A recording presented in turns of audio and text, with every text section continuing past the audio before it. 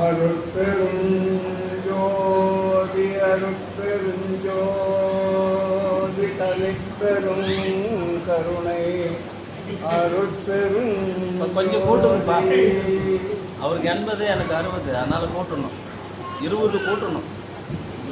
அருட்பெருஞ்சோதி அருட்பெருஞ்சோதி தனிப்பெரும் கருணை அருட்பெரும் ஜோதி வந்தமர் நெஞ்சினிடை எஞ்சரர பிஞ்சு திரள் மஞ்சுர விளங்கும் பதம் வந்தனை குந்தியவ தந்துய ததிர்ந்திடவுள் மந்தன நகிற்றும் பதம் மாறில் ஒரு மாறன் குளம் ஈரின் மகிழ் வீரியிட மாறி நடமாடும் பதம் மரக்கருணையும் தனி அறக்கருணையும் தந்து வாழ்விக்கும் உண்மை பதம் எல்லாம் செயல் கூடும் என்னாயம்பலத்தே எல்லாம் வல்லான் தனையே ஏத்து. வருகை தந்துள்ள அன்பு சகோதர சகோதரிகளே, உங்கள் அனைவருடைய பொற்பாத கமல மலர்களை அடியேன் இந்த இனிய மாலை பொழுதிலே மானசீகமாக தொட்டு வணங்கி ஒரு சில கருத்துக்களை உங்களோடு சத்விசாரம் செய்வதிலே அடியேன் பெருமகிழ்ச்சி அடைகின்றேன். எப்பொழுதுமே இந்த கம்பளிக்காரன் குப்பத்து இந்த சபைக்கு வந்தா உள்ளுக்குள்ள ஒரு பயம் இருந்து கொண்டே இருக்கும். நான் போய் பேசிய 1000க்கு மேற்பட்ட சபைகளில் பேசியிருக்கின்றேன். ஆனாலும் இந்த கம்பளிக்காரன் குப்பம் சபையிலே அதிலும் குறிப்பாக பெண்கள் அவ்வளவு அமைதி காத்து இந்த சொற்பொழிவுகளை கேட்பார்கள் என்பதிலே நான் சொல்லிக் கொள்வதிலே பெருமை அடைகின்றேன். நான் அன்பு சகோதரர் சிவகுமார் கூட சொன்னேன், மற்ற சபை மாதிரி இங்க வந்து பேச முடியாது. நாம் பேசக்கூடிய ஒவ்வொரு வார்த்தைகளும் அங்கே உள்வாங்கப்படும், அதற்கு எதிர்வினையும் இருக்கும் என்று சொல்லியிருக்கின்றேன். அந்த வகையிலே இந்த சபை 76வது ஆண்டு பவள விழா சென்ற ஆண்டை கொண்டாடி இருக்க வேண்டும். அடியேனை மன்னிக்க வேண்டும். நான் சென்ற ஆண்டு அழைப்பிதழில் போட்டும் நான் ஊரில் இல்லாத காரணத்தினாலே நான் இங்கு வர முடியவில்லை. இந்த சபையை பற்றி சொல்லுகின்ற போது நம்முடைய சத்குருநாதர் உத்தமர்கள் கூடி ஒருங்கமைத்த எத்தளமும் சத்தியம் என்றோங்கும் சபை. என்னங்க? உத்தமர்கள் கூடி, யாருடைய வாசம் வந்து உத்தமர்கள் கூடி ஒருங்கமைத்த எத்தளமும் சத்தியம் என்றோங்கும் சபை.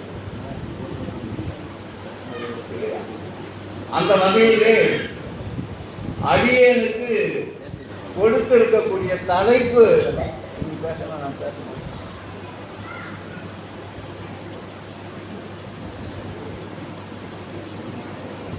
அவங்களுக்கு கொடுத்த தலைப்பு கூட என்னன்னா, தானம் தவம் தர்மம். அறமெனப்படுவது எது என கேட்பின் மறவாததுகள் மண்ணுயிர்க்கெல்லாம் உண்டியும் உடையும் உறையும் மாட்டது கண்டது இல்லைன்னா காவல் மண்ணுகள் அதான். அடுத்து ஒரு பெரிய எனக்கு சொல்வதிலே ஒன்றும் கூச்சம் இல்லை. இருந்தாலும் ஒரு மகாபாரத கதை கேட்ட மாதிரி கூட இருந்தது எனக்கு. நான் அங்கெல்லாம் போக மாட்டேன். திறம்பினான். கம்பன் சொல்றான், வாலிய மனைந்து பண்றான். ராமருக்கு கோயில் இல்லை. ராமர் கோயில் இருக்கா? ராமர் கோயில் இருக்கா? எங்கேயோ இருக்குது. ஒரே ஒரு கோயில். அப்போ ராமருக்கு கோயில் இருக்கா? இல்ல. ஏன் அப்படின்னு சொன்னா ராமர் அவ்வளோ தவறு செய்திருக்கிறார். யார் தன்னுடைய மனைவி எப்படின்னு தெரியாதா? யோசிச்சு பாருங்க. எத்தனை தடவை அக்னி பிரவேசம்? சரியா தப்பா யோசிச்சு பாருங்க. அப்போ வாலியே மறைந்து உனக்கு எனக்கு சண்டை, அல்லது நீங்க 2 பேரும் சண்டை போடுறீங்க, நான் நடுவராக வந்திருக்கக்கூடியவன் என்ன செய்யணும்? ஒண்ணு நீ போய் சண்டை போடணும், அல்லது நம்ம கிண்டல் பண்ணல. முதல் ராமதாஸ் காந்தி எல்லாம் போய் பட்டிமன்றம் பேசுறவங்க தான். யோசிச்சு பாருங்க. அதனாலதான் அங்க பாருங்க, நீ போய் சண்டை போடணும், இல்லைன்னா அவங்க 2 பேரும் சண்டை போடுறதுக்கு வேண்டி ஏதாவது ஒரு துணை செய்யணும். அதை விட்டுட்டு என்ன பண்ணாங்க? அப்ப என்ன செய்யறாரு? மறைஞ்சிருந்து கொள்றது பெரிய பாவம் தான். அது சரியா சொல்லுங்க பாப்போம். அப்ப அவருக்கு ஏன் கோயில்? அயனம் என்றால் வழி. ராமன் அயனம், ராமனுடைய வழியை பின்பற்றணும். மனைவியை 2 தடவை அக்னி பிரவேசம் செய்வது குற்றமா குற்றம் இல்லையா? சொல்லுங்க தாயே. விட்டதார் தலை பாதியோடு வனத்திலே அழ விட்டதார், வெஞ்சிரை புகழ் விட்டதார், துகில் உரிய விட்டு விழித்ததார், உற்றதாரமும் வேண்டுமென்று நீ மன்னர் பெண் கொள்ளல் ஆகுமோ? யாரு யார் தெரியுமா? சொல்லுங்க பாப்போம். நம்ம பக்கத்து ஊரார் சிவபிரகாஷ் சுவாமிகள். விட்டதார் யாரு விட்டது? மனைவி விட்டதா இல்லையா? அர்த்தம் தானே. தலை பாதியோடு வனத்திலே அளவிட்டதார் யாரு? நலன். வெஞ்சிரை புக விட்டதார் யாரு? அசோகவனத்துக்கு யாரு? ராமன் தான் இல்லையா? வெஞ்சிரை புக விட்டதார். விட்டதார் தலை பாதியோடு வனத்திலே அளவிட்டதார், வெஞ்சிரை புக விட்டதார், துயில் உரிய விட்டு விழித்ததார். 5 பேர் 5 தடியனும் உட்கார்ந்து இருக்கிறான். தப்பா நினைக்காதீங்க இல்லையா? எவ்வளவு பெரிய வீரம் உள்ளவர்கள். அப்போ 5 பேரும் அம்மா பெரிய வீரன், அத்தனை பேர் இருந்தோம். துயில் உரிய விட்டு விழித்ததார். இவங்க அத்தனை பேரும் அரசர்கள். இனிமே அரசன்னு சொல்லி யாராவது பொண்ணு கேட்க வந்தா கொடுக்காதீங்கடா அப்படின்னு சொல்றாரு. யார் சொல்றது? சிவபிரகாஷ். அப்போ அரசனா இருந்தாலும் அறத்தின் மூர்த்தியே அறம் திறம்பினான். அப்புறம் எல்லாம் அமிர்தம் கிடைச்சாங்கன்னு சொல்றாரு. ஆனா அவர் சொன்னதுக்கு நான் மறுப்பு சொல்லல. அமிர்தம் கிடைச்சாங்கன்னு சொல்றாங்க. அந்த அமிர்தம் சாப்பிட்ட மாலும் துஞ்சுவான், மலரவன் இறப்பான், மற்றை வானவர் முற்றும் அழிவர். எல்லாரும் செத்து போடுவாங்க. அப்ப அந்த அமிர்தம் நமக்கு தேவையில்லை. மாலும் துஞ்சுவான், மலரவன் இறப்பான், மற்றை வானவர் முற்றும் அழிவர். அப்போ அதுல பாருங்க, இந்த பாரத கதையில கூட எப்படி அம்பை எடுக்கணும், எப்படி தொடுக்கணும், எப்படி மந்திரம் சொல்லணும், இப்படி எல்லாம் சொல்லிக் கொடுத்த ஆசிரியர்கள் மாணவர்களிடம் தோன்றார்கள். எத்தனை துரோணாச்சாரியார், எத்தனையோ ஆச்சாரியார்களும் யார்கிட்ட தோன்றாங்க? மாணவர்கள்ட்ட தோன்றார்கள். ஏன்? அங்கே தர்மம் இல்லை. பார்த்துட்டு தானே உட்கார்ந்து இருந்தாங்க இத்தனை பேரும். தூங்கில் உரிய விட்டு விழித்தார். அப்படி சொல்லிக்கிட்டே போகலாம். அருமையான ஒரு சொற்பொழிவு செய்தார்கள். தவம் கரெக்டாக, தவத்துக்கு அருமையான விளக்கம். என்ன விளக்கம்? அருமையா அந்த குறள் என்னது? உற்ற நோய் நோன்றல் உயிர்க்கு ஒருவன் செய்யாமை அற்றே அற்றே தவத்திற்கு ஒரு தவம் தான். அந்த தவத்தை தான் வள்ளலார் ஜீவகாருண்ய ஒழுக்கம் என்று சொன்னார்கள். சரிதானா? அதாவது ஜீவகாருண்ய ஒழுக்கம் அதுதான் மோட்ச வீட்டின் திறவுகோல். அதைத்தான் அகவலிலே சொல்லுகின்ற போது உலகினில் உயிர்களுக்கு உறும் இடையூறெல்லாம் விலக நீ அடைந்து விளக்குக மகிழ்க சுத்த சன்மார்க்க சுரநிலை பெருக உத்தமனாகுக ஓங்குக என்ற புடி போய்யா. அதான் தவம். அப்ப தவமும் தவம் என்பது என்ன? தானமே தவமாகின்றது. ஆக அந்த குரலையும் சொல்லி அற்புதமாக ஒரு தானம் தவம். அதுவும் நம்முடைய சர்க்குருநாதருடைய அடியனுக்கு கொடுத்திருக்கக்கூடிய தலைப்பு வெந்நீர் இருந்தா இருக்கு.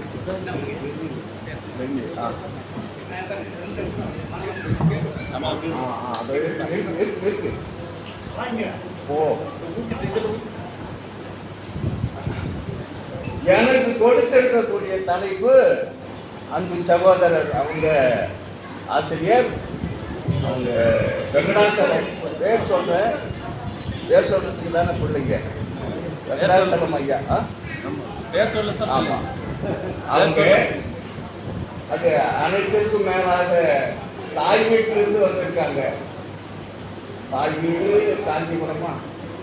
காஞ்சிபுரம். இப்படி நம்முடைய சர்க்குருநாதரை பின்பற்றக்கூடிய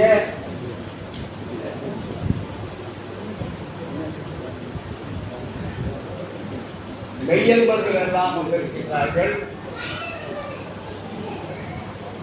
அந்த நம்முடைய சர்க்குருநாதர் அவங்க வந்து தங்கி இருந்த இடம் எத்தனை ஆண்டுகள் ஐயா? எத்தனை ஆண்டுகள் தங்கி இருந்தாங்க ஐயா?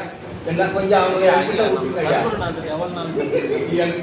எனக்கு அதெல்லாம் 35 ஆண்டுகள். ஒரு தலைமுறை என்று சொல்லுவார்கள். எப்படி? ஒரு தலைமுறை என்று சொல்லுவார்கள். 33 ஆண்டுகள் ஒரு தலைமுறை. ஒரு வாரம் தங்குவாங்க, 10 நாள் இருப்பாங்க, 2 நாள் இருப்பாங்க. 35 ஆண்டுகளுக்கு ஆமா, இப்படி ஒரு தலைமுறை இங்கு இருந்து இங்கு இந்த ஊரையே சைவமாக்கி இருக்கிறார்கள் என்று சொன்னார். அந்த சைவம் தானே ஜீவகாருண்ய ஒழுக்கம். அதுதானே என்னது? மோட்ச வீட்டினுடைய திறவுகோல். அந்த மோட்ச வீட்டின் திறவுகோலை கையில் எடுத்துக் கொண்டவர் தான் நம்முடைய சித்திரமுத்து அடிகளார். அவங்க நம்முடைய டாக்டர் சந்திரசேகர் அவர்கள் கூட சொல்லும்போது என்ன சொன்னாங்க அப்படின்னு சொன்னா, சேது நாட்டு வள்ளலார். எனக்கு பயம், எப்பவுமே எனக்கு கொஞ்சம் பயமாக தான் இருக்கும் பேசுறதுக்குன்னா. நிறைய கேள்வி கேட்கறதுக்கு நம்ம பேசுறதால நமக்கு எல்லாம் தெரிஞ்சிருக்கோம் அப்படின்னு இல்லை. நம்மள்ட்ட தெரிஞ்சவங்க எல்லாம் பேசாம உட்காந்துட்டு இருக்கிறாங்க. ஆகவே எனக்கு பேசுவதற்கு கொஞ்சம் பயம் எடுத்துக்கிட்டே இருக்கு. எனக்கு ஒரு தலைப்பு கூட ரொம்ப சங்கடமான ஒரு தலைப்பு கொடுத்தாங்க. இல்லாமல் இருக்கும் இறைவன் இருப்பிடத்தை சொல்லால் உணர்த்துவது சுலபம் அல்ல, எல்லாம் சூன்யமாய் என விட்டு போடும். அப்பப்ப சொல்லி கொடுங்க ஐயா. சூன்யமாய் சூக்குமமாய் சுடரொலியாய் சுழலும் வானிறைவில் நீ நிலையாய் நில். என்ன தலைப்பு? வானிறையில் நீ நிலையாய் நில். அதான் பிரச்சனை. எது பிரச்சனை? 48 நாள்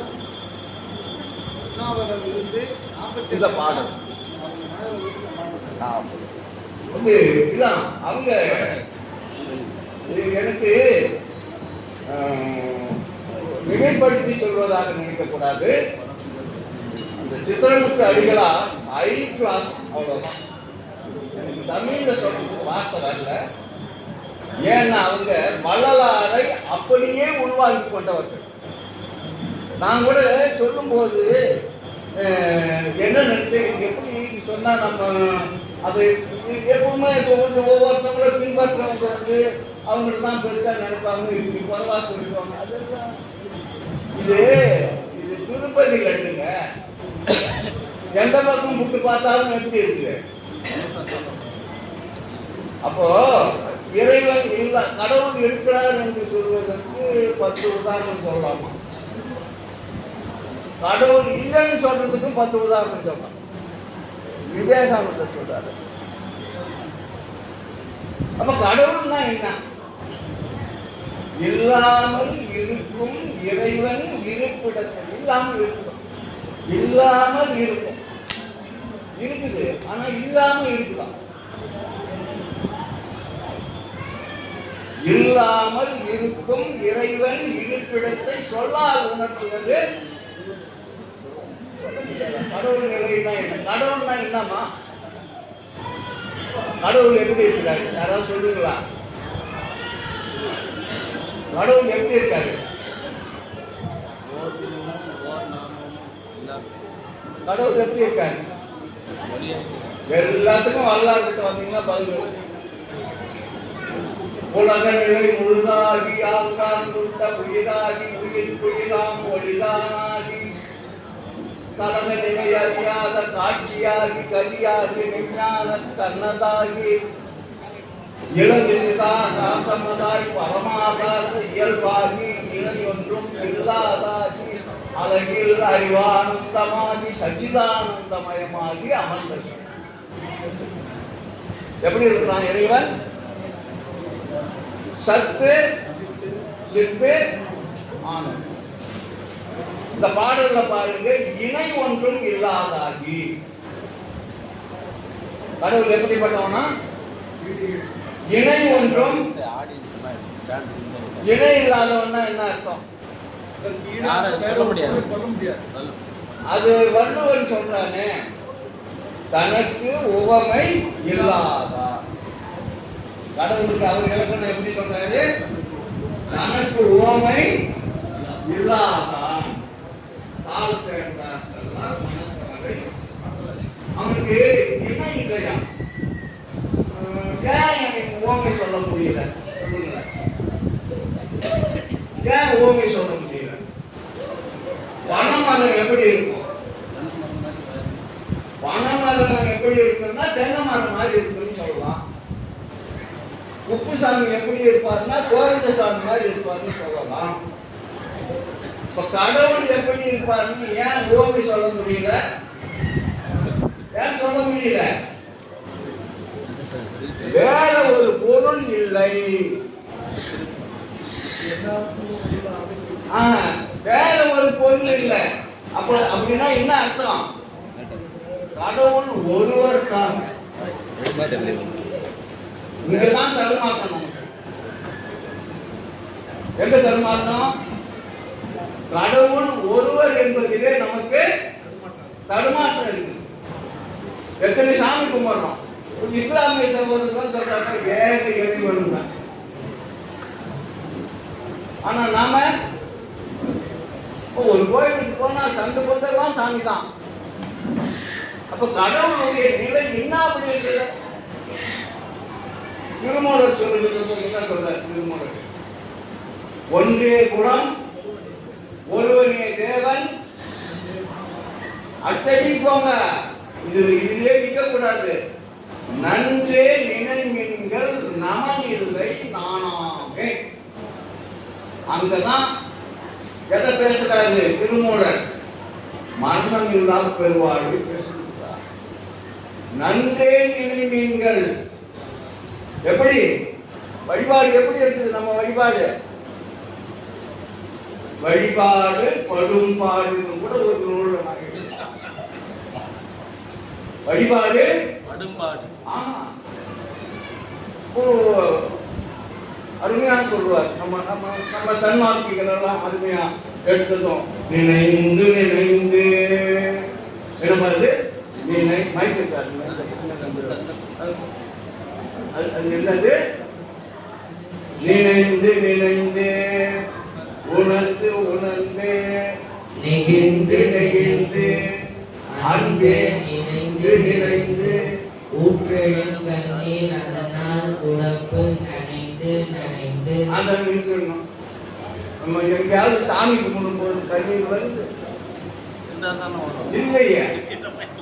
ஊற்றெடும் கண்ணீர் அதனால் உடம்பு நனைந்து நனைந்து அப்புறம் அருளமுதே நன்னிதியே ஞான நடத்தரசே எண்ணுரிமை நாயகனே என்று வணைந்து வணைந்து ஏற்றுக்கும் யாம் வம்மின் வம்மின். உலகியலே நம்மளை தான் கூப்பிடுறார், துறவிகளை கூப்பிடல. மரணமில்லா பெருவாழ்வில் வாழ்ந்திடலாம் கண்டிப்பா. இப்படி ஒரு கான்செப்ட் இருக்கிறதா சொல்றார். நம்முடைய சத்குருநாதரும் சொல்லுகின்றார், சும்மா சொல்லல. யாரு? அது வர நம்முடைய சத்குருநாதரும் இந்த மரணமில்லா பெருவாழ்வில் வாழ்ந்திடலாம் என்று சொல்லி இருக்கின்றார்கள். நான் கூட ஒரு சொல்லக்கூடாதுன்னு நினைக்கிறேன். அந்த நூல்ல அவர் ஐக்கியமானார் தான் எழுதியிருக்கேன். இப்போ நம்ம நிறைய பேர் ஜீவ சமாதின்னு நினைக்கிறோம். சிவபிரகாஷ் சுவாமி 32 வயசுல 34 நூல்கள். அது மட்டும் இல்லை, நீங்க ஜீவ சமாதியில ஒரு ரகசியம் இருக்கிறது. சில பேர் ஜீவ சமாதியில் இருந்தா அங்கேயே இருக்கும் அந்த உடம்பு. ஒரு சிலருக்கு உடம்பு கரைந்து இருக்கும். அப்போ இந்த பாட்டுல பாருங்க, வழிபாடு செய்கின்ற போது புனைந்துரையே பொய்ப்புகழே. அப்போ மரணமில்லா பெருவாழ்வுன்னு ஒரு சப்ஜெக்ட் இருக்குது. அதை புனைந்துரையே பொய்ப்புகழே சத்தியம் சொல்கின்றேன். அதுதான் 3 தான் இந்த பாட்டுல 3 தான். பொத்தவையில் சித்தவையில் புகுந்தருணம் இதுவே. முடிச்சு போச்சு. மரணமில்லா பெருவாழ்வுன்னா இது ஒரு பொய் சொல்லல. புனைந்துரையேன் பொய் புகழேன் சத்தியம் சொல்லு. நம்ம கடவுள் நிலை என்ன என்பதையே தெரிந்து கொள்ளாமல் நாம் வழிபாட்டினை செய்து கொண்டிருக்கிறோம். அதைத்தான் சொல்றாரு, இல்லாமல் இருக்கும். அதுக்கு வள்ளலார் சொன்ன ஒரே வழி தியானம் தான். சித்திரமுத்து அடிகளார் சொன்ன வழியும் தியானம் தான். 2வது அவர் உடம்ப பலமா வச்சுக்கணும் அப்படின்னு சொல்றாரு. யாரு? நம்முடைய சத்குருநாதர். அதுக்கு யோகாசனம் பண்ணணும்னு சொல்றாரு. அதுக்கு யோகாசனம் சொல்லுகின்ற போது கிட்டத்தட்ட 21 யோகாசனங்களை நம்முடைய சத்குருநாதர் செய்து காட்டி படம் போட்டு காட்டியிருக்காரு. அருள் நூல்ல, இந்த நூல்ல இருக்குது. இந்த நூல்ல ஏன் உடம்ப பலமா வச்சுக்கணுமா? உடம்பார் அழியின் உயிரார் அழிவர் திடம்பட விஞ்ஞானம் சேரவும் மாட்டார். உடம்பை வளர்க்கும் உபாயம் அறிந்து உடம்பை வளர்த்து உயிர் வளர்த்தேனே. அப்ப ஞானத்தை அடைய வேண்டும் என்று சொன்னால் நீ என்ன பண்ணணுமா? உடம்பை திடமாக வைத்துக் கொள்ள வேண்டும். அப்ப உடம்பை திடமா வைத்துக்கணும் அப்படின்னு சொன்னா அதற்காக நீ என்ன செய்ய வேண்டும்? யோகாசனம் செய்ய வேண்டும். அப்பயே சொல்லும் போது கூட என்ன, நம்ம கடவுளை எங்கெங்க கேட்டுக்கிட்டு இருக்கோமே. உடம்பினை பெற்ற பயனாவதெல்லாம் உடம்புலே உத்தமனை கார்.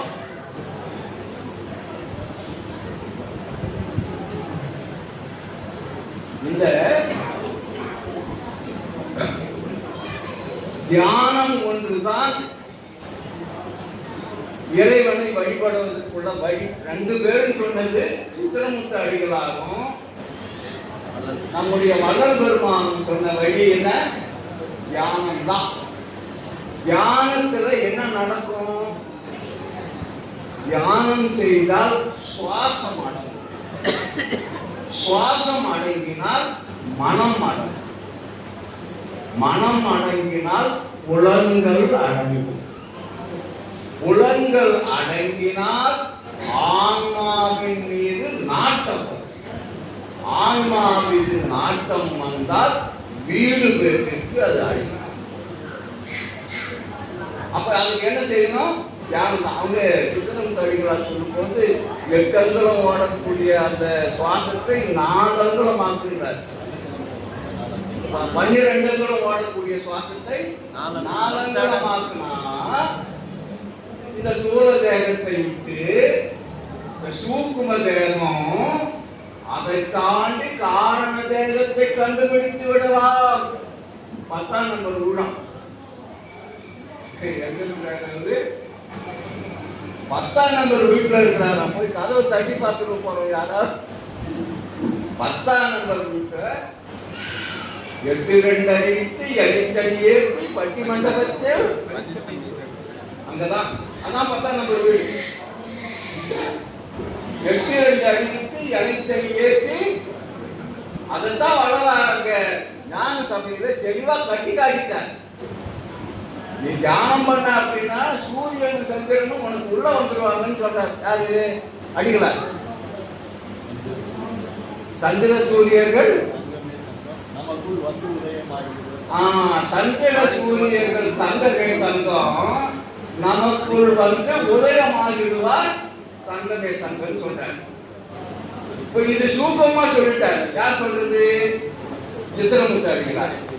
இத வள்ளலார் கட்டி காட்டினார். என்ன கட்டி காட்டுறாரு?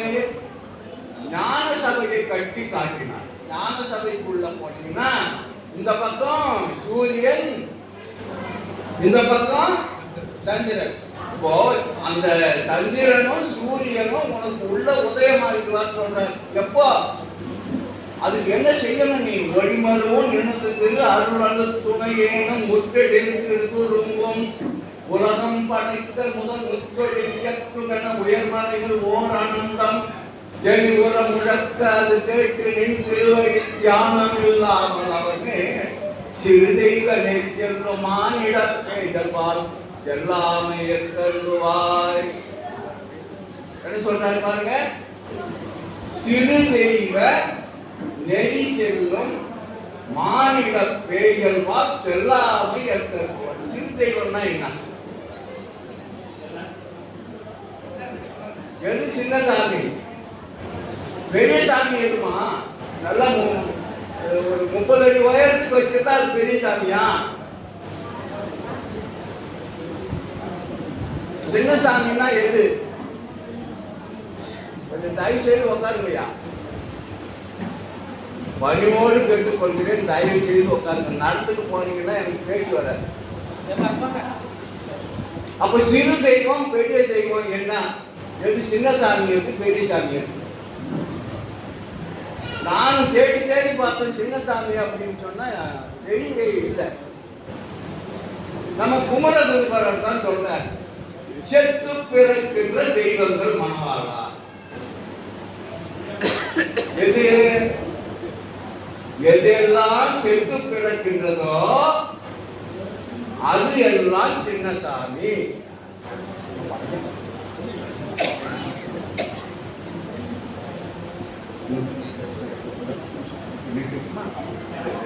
ஒரு செய்தி சொல்லி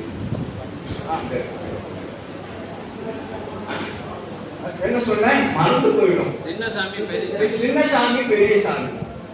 இப்போ 30 அடி உயரம், 120 அடி உயரத்தெல்லாம் இப்படி எல்லாம் இருக்கிறதெல்லாம் பெரிய சாமி அப்படின்னு சொன்னா, செத்து பிறக்கின்ற தெய்வங்கள் மனவாளான்னு யார் சொல்றது? குமரகுருபர். அப்போ அவர் சொல்றதை பற்றி பார்த்தா எதெல்லாம் செத்து பிறகுதோ அதெல்லாம் சின்ன சாமி. அப்ப பெரிய சாமி எது? பெரிய சாமி எது? இது ஒன்றை சொல்லி ஒரு 5 நிமிடம் கொஞ்சம் மரியாதை செய்ய வேண்டிய ஒரு காரணத்தினாலே ஒரு 5 நிமிஷம் இருக்கு. அதுக்கு பிறகு தொடருவோம். பெரிய சாமி எது? செம்மான் மதவை திருடும் திருடன் பெம்மான் முருகன் பிறவான் பிறவான் சும்மா இது சொல்லாத என்றலுமே அம்மா பொருள் ஒன்றும் அறிந்திலனே. கடவுளுக்கு இலக்கணம் சொன்னவர் யாரு? அருணகிரிநாதர் ஐயா. ஒரு 5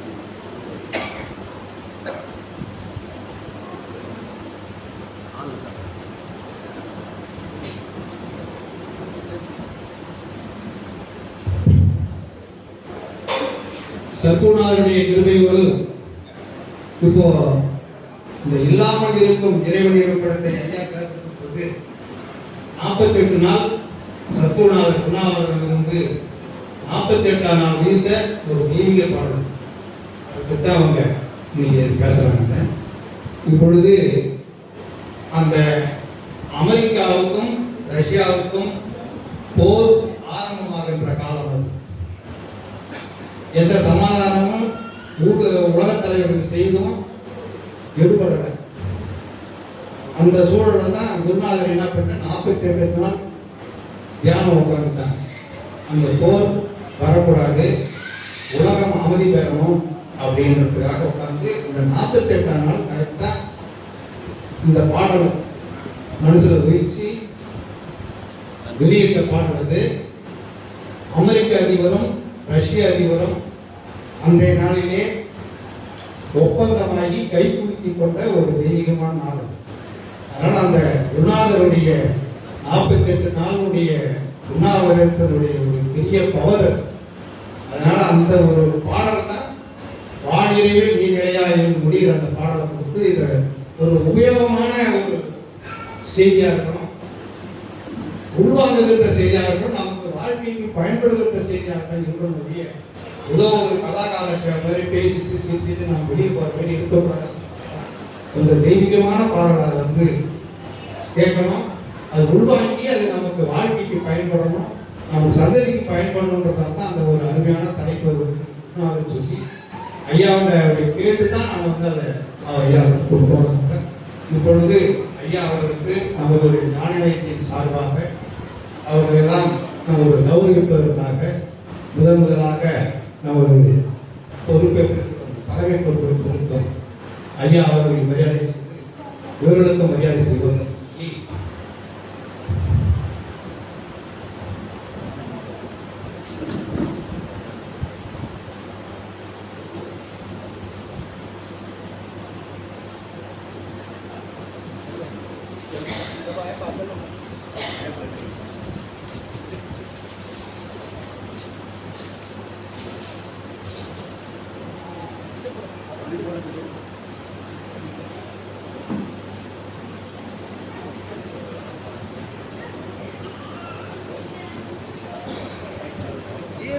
சும்மா இருங்க.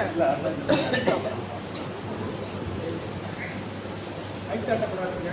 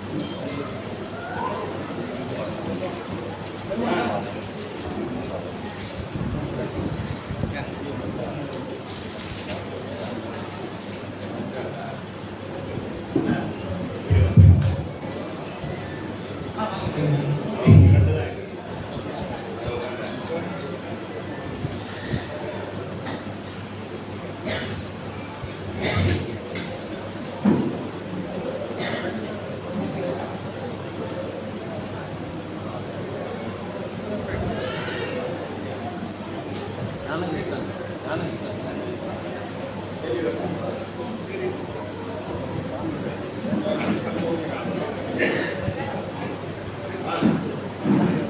ಅಲ್ಲೇ ಅಲ್ಲಿ ಬಾ.